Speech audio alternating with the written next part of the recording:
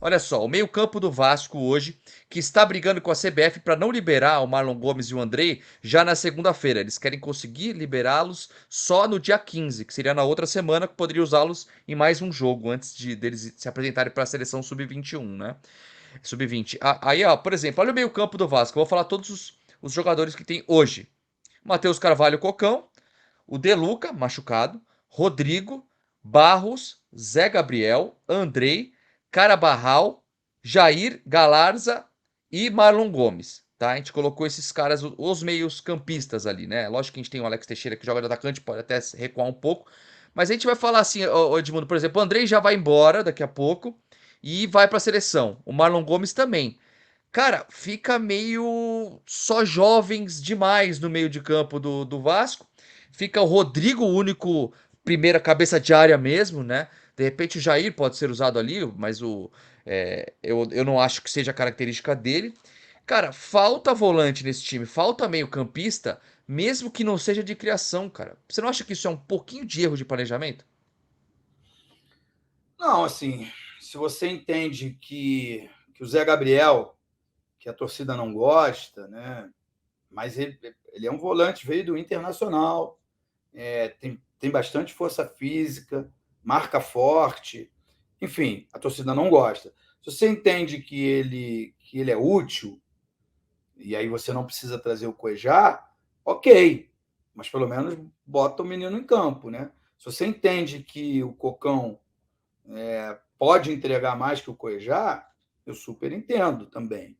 Não, eu não acho que tenha uma quantidade pequena, tá? Levando em consideração para o jogo de amanhã que você tem Marlon Gomes e Andrei Santos, entendeu? Agora, com a saída desses dois, né, perde em quantidade e perde em qualidade. Aí começa a ficar preocupante. Aí, quer dizer, eu não sei o que vai acontecer amanhã, porque o Vasco tem feito partidas melhores contra equipes mais fortes do que contra equipes piores. Então o Vasco pode chegar amanhã no Maracanã, fazer um grande jogo e vencer o Fluminense. Isso pode acontecer. Mas caso isso não aconteça, lembra lá atrás, quando saiu a tabela do Campeonato Brasileiro, a gente falou, pô, esses 4 jogos, faz 9 pontos, faz 10 pontos, faz 12 pontos, uma utopia, um sonho, né? O Vasco vai brigar pelo título, vai brigar lá em cima na tabela. Faz 3 pontos, faz 4 pontos, começa lá embaixo, na zona de rebaixamento, porque Gui, aí eu posso falar com propriedade. Foram 4 jogos contra 4 times campeões nos seus estados, mas foi um jogo fora e 3 em casa. Entende a diferença? Porque Sim, sim. Que aí é o Atlético Mineiro fora, Palmeiras em casa, Bahia em casa e Fluminense fora. Fluminense no Maracanã. É no Maracanã. É, É em casa. O sim, Vasco sim. não jogou com o Vasco não jogou com o Palmeiras no Maracanã. É considerado em casa. Não tem uma viagem, não tem uma série de coisas. Ainda o Vasco tem jogado só final de semana. Ainda não tem o jogo de meio de semana, com viagens, com deslocamento, que isso tudo é muito, muito cansativo.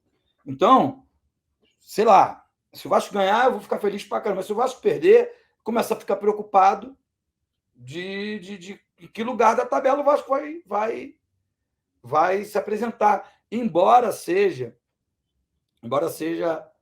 início, muito, muito, muito, muito no início do campeonato. Mas a gente que idolatra algumas pessoas do futebol mundial, né? E o Guardiola é um deles. No livro dele está escrito lá: você ganha o campeonato nas primeiras 8 rodadas. Entendeu? Eu não estou falando que o Sim. Vasco vai ganhar o campeonato. Eu não sonhei com isso. Mas, pelo que está escrito lá no livro dele, né, me dá a entender que vai nortear o seu caminho dentro da competição. E se o Vasco perder amanhã para o Fluminense, eu só posso imaginar que vai brigar para não cair. Embora eu tenho visto muitos jogos e tenho visto muita gente pior que o Vasco. E não estou falando só de Cuiabá, de Curitiba, os times aí que. América Mineiro e Bahia, que não venceram ainda, Bahia não tinha vencido. Estou falando desses times, não. Estou falando de Santos, São Paulo, Corinthians. Tem gente pior, Aham. na minha modesta opinião, e o meu coração aqui, apaixonado pelo Vasco, pode estar falando mais alto. Tem mais gente pior, entendeu? Só que desses todos que eu disse, quem tem menos jogador experiente é o Vasco. O time que está em formação, São Paulo também, mas o único que está em formação ainda é o Vasco, que está ainda com receio de contratar jogadores mais experientes, tentando encarar um campeonato de 38 rodadas só com a molecada. Já está provado que isso é impossível, entendeu? A não ser que você não queira disputar o título. Se o meio de tabela para você tá bom, entendeu? Eu já vi, já aconteceu no futebol brasileiro inúmeras vezes. O time faz sucesso, faz sucesso, faz sucesso. Às vésperas de uma final, ou às vésperas dele, sabe, conseguir a vaga na Libertadores, ele vende o seu craque, porque o objetivo não é a conquista. O objetivo é a venda de ativos. Enfim, eu espero que não seja isso. Espero que essa SAF equilibre isso, tenha resultados esportivos e que tenha lucros, com venda de jogadores, com direito de televisão, patrocínio de camisa, enfim, com todas as Sim, receitas sim. que o Clube de Regatas Vasco da Gama tem. Então, assim, cara, é tudo muito imprevisível, né? Ninguém sabe o que vai acontecer amanhã no Maracanã. Ninguém sabe, ninguém tem ideia. Não dá para prever, mesmo depois dessa sequência É. maravilhosa que vive a equipe do Fernando Diniz. Não dá. Futebol é o único esporte que você joga contra dois adversários. Primeiro, o seu adversário direto, que é o outro time, e depois é o relógio. Porque se esse time faz 1-0 no seu time, como aconteceu em São Januário na última segunda-feira, depois o tempo é um inimigo.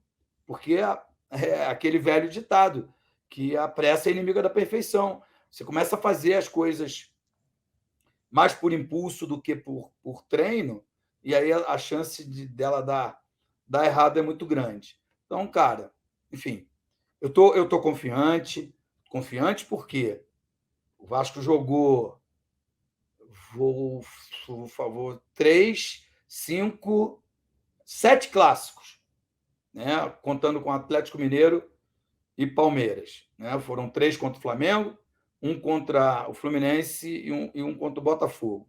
E eu adorei, eu gostei. E mesmo com aquelas derrotas contra o Flamengo na semifinal do Carioca, eu gostei muito do que vi. Quando eu não gostei, Também acho. Edmundo? Então, de onde vem a sua crítica? A minha crítica vem do jogo contra o Bahia, vem do jogo contra o ABC, vem do jogo contra o Atlético, vem do jogo contra o Volta Redonda. Ah, Edmundo, só porque perdeu? Não, não é porque perdeu. Porque perdeu para o Fluminense também, perdeu para o Flamengo também. Entende? Vem da performance, vem daquilo que o time apresenta dentro do campo. Ele quando joga de contra-ataque num time reativo, ele é melhor do que um time que precisa propor o jogo. Isso é fato. Isso é fato. Espero que isso não seja um hábito. Espero que isso não se perpetue. Né? Que em algum momento ali o Barbieri saiba mudar essa chavinha, porque o Vasco, até bem pouco tempo atrás, tinha, oriundo das suas categorias de base, os 3 maiores artilheiros do Brasil. Hoje o Fred se meteu aí nesse meio com todo o mérito, que eu gosto muito do Fred. Mas por que isso? Porque o Vasco tem um DNA ofensivo. O Vasco é o único clube que um jogador fez 6 gols numa partida. Por quê? Porque joga para frente, joga para cima. Que Se o revela Barbieri, muito também, né?